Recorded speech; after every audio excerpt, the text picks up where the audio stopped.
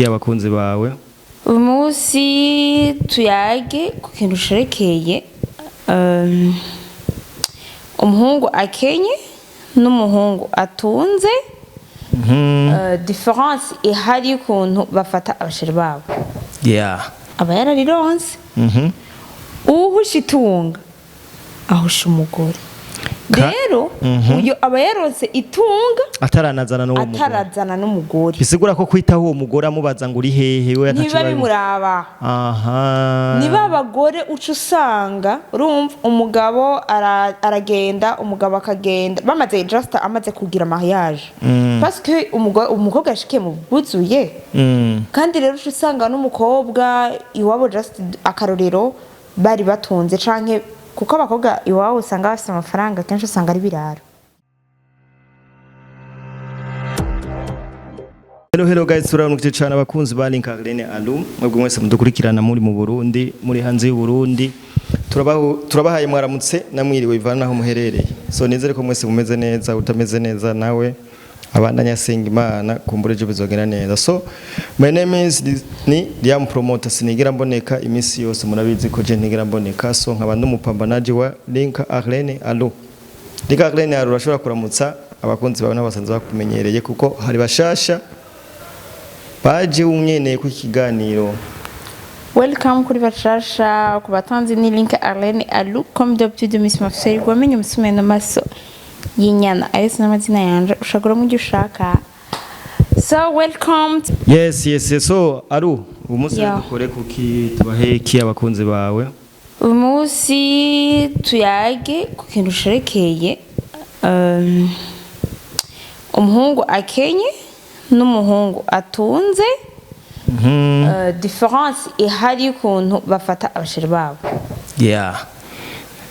Umuhungu akenye n'umuhungu atunze ukuntu bose bafata abasheri babo. Yeah. Ndabibutsa ko hari aka video kamaze imisi gasirikira ku mbuga ko umukobwa araho. Yavuze ko abahungu bakenye bagirisha ishavu cyane. Ariko yarihenze. Ndio shaka utubwire yihenze gute? Yarihenze parce que umuhungu akenye. Yeah. Bon, yavyise ngushavu ariko je sinobiha ishavu. Yavuze ko umuhungu akenye ashaka gutelefona agushwanira umva bagira ishavu ginshi cyane kubera ikirero bagira ishavu ginshi cyane. None iryo ni ishavu canke ni keye? Ndio shaka rero dusasangurire tubwire. Rero atanamubajije ngo kijya gihungu dukundanye ntikinkunda. Kubera iki ntaba mukunda premièrement. Umuhungu ahabwa ntaba nakunezwe. Urumva? Ntaba kunezwe kuko no mu mico y'ikirundi bavuga hari umugani bavuga ngo uhishe itunga ahusha umugore. Niko bivuga? Okay. Mu gihe wumva yuko itunga ryawe ryose rya mbere n'umugore. Zana umugore mani ufise atakina na kimwe ufise. Sivyo? Kushatangura just ukaronka ibintu umugore akabijera akagira iki. Yani mu gihe rero umuhungu ari karakubaza ati sheri uri hehe ayo masaha kwa ibiki nibiki umuhungu ahubwo umuhungu apfuha. Je navyita gufuha parce que kenshi batamubwiye gufuha none ayo manyama yavuze no gupfuha. Bien sûr umuhungu atagufuhira ntaba manyama ntabagukunda. Umuhungu adafite amanyama ntabagukunda. Wapi bo nani ngerageje kunganira kuri bijya bintu je nibaza ko ukuntu nani ndavyumva. Yeah. Umuhungu akenye umuhungu akenye umuhungu yama yikengera. Yeah. Cyo kintu cyambere no nuvuga gukena biratuma ubona kumenga ntiwaberewe. Naho wakwambara gutukenya atanacumu ufise mu mufuko. Kumenga abantu bose barako barakuivoila baragira nti ariko iyo ni kote y'imibereho. Ariko tugiye mu rukundo naho umuhungu akenye nuvuga ko yamafu yama ni kwa kundi nyene. Umuhungu cyambere mu rukundo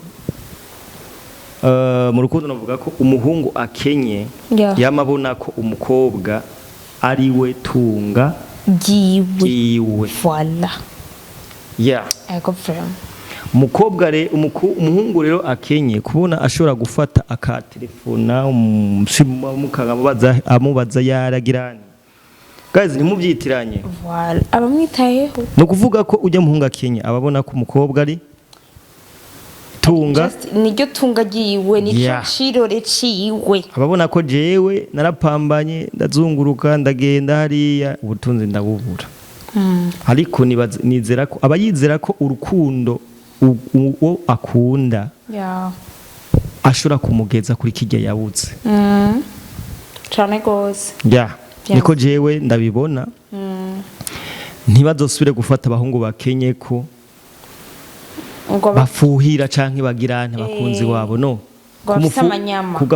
kumufuhira no gashiramwo ariko ni kwa kuno ubu uri kurajira urukundo rwawe kugira ngo ntuburiremwo vyose none ubura amahera ntuburimbwa n'imbwebwe voilà ugiye kurondera amahera urayabutse ubure n'umukobwa urazihonyera guteye appel manque ya mbere akakubura none guys wokena ukagira stress z'amahera ukagira stress z'urukundo wumva wocuba gute wocubaho gute naye muyumvira ibi bintu bakobwa urakenye umuhungu akenye neza na neza rero umenya ko ari wowe tunga giwe mu gihe aguma gustressa shushu urihe sheri wafunguye sheri ire kwa mugabo abakobwa b'ubu rero jewe ikintu roje kinisa abakobwa b'ubu umubajije sheri uri 1 2 3 hewe na papa nambazi yondi wewe ni ucumbaza we ntahira ntaramba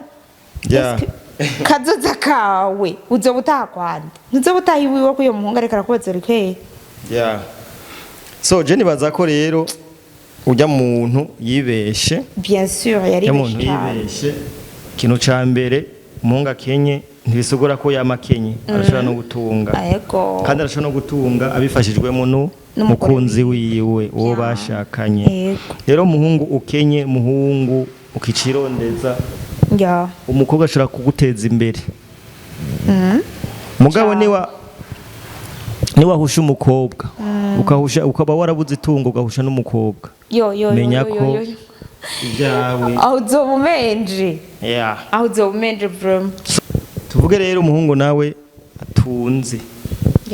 atunze reba biba bimeze gute umuhungu atunze Liam Promoter ndakubwiza ukuri umuhungu atunze afise amahera washaka afise inzu afise ibintu byose mu nzu afise imodoka afise quelque chose ashobora gukenera mu buzima bwiwe sivyo ni izina ry'Imana numwe kwijana akubaza ngo sheri nguriye impamvu ni kubera ikirere afise amahera sivyo uze kumutera stress akubaza ngo sheri ngurihe shushu kokwa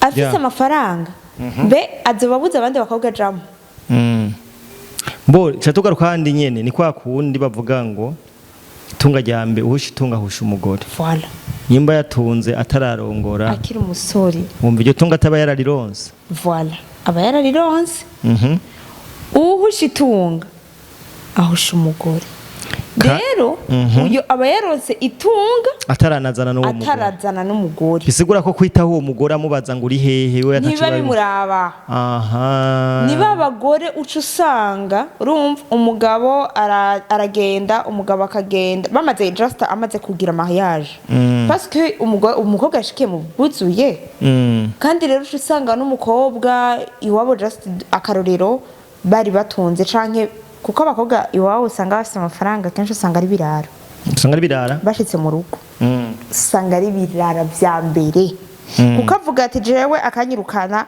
mafu iwacu ndaryama urumva ukuntu bamaze kwijajara kuko uca usanga umuhungu avuga ati okay uzoja mu vyawe nanje nje mu vyanje tuzahurira muhira ese urukundo ngahuriza baruri umungu atakubaza ati sheri nturataha sheri uri mu biki sheri kwa nta rukundo na gato rurimo abantu rero bakwiye kumenya kwitiranya bino bintu bien sûr umuhungu afise amahera kenshi na kenshi urukundo ruramugora ego niyo mpamvu amajera amahera umugore akibagira kumujera niyo mpamvu uzosanga ivyo vyo kwitaho umukobwa ibiki bitamuraba bimuraba aya vrem sivyo kubera ko ico aba yarashatse kugeraho aba yarakironse ego ariko umuhungu yikeneye itandukaniro riba rihari nuko wewe aba afite icyizere cy'uko ashobora kuronka ubutunzi bwa butunzi arondera akaburonka biciye mu mugore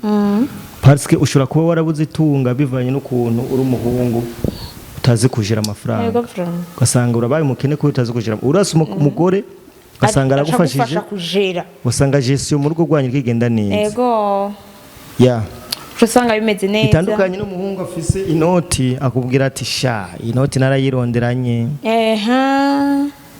mwumvise ujya mukobwa rero yarihenze cyane gose yarihenze gose mu bisanzwe rega aha ku marezo sociaux hari abantu bapfa kuvuga ibintu bo muga murashaka kuvuga ngo none ngo umuhungu gwa Kenya ngo arashaka kuronka amafaranga ngo akaca hinduka uya teza guhinduka none yategezo arahinduka ege ingeso bashira araba ntihwera arashaka guca hinduka kubera ko nimwe nakubwira yego nimwe nakubwira ati umuhungu agikenye ababona ko umukobwa ashobora kumugeza ku itunga maybe ashobora kuri mugeza ko kaca muhinduka navyo bibaho uzurabe n'umuhungu atunze ashobora gukena ashatangura kuyegereza umugore wiwe that is why muga en general hari abahungu abakenye naho azotunga akaguma wa wundi nyene n'umuhungu abatunze naho yokena akaguma kwa kundi canke naho yo batunze akaguma yimereye neza ça dépend ego from n'abantu rero ahubwo mureke kwitiranya ibintu sur top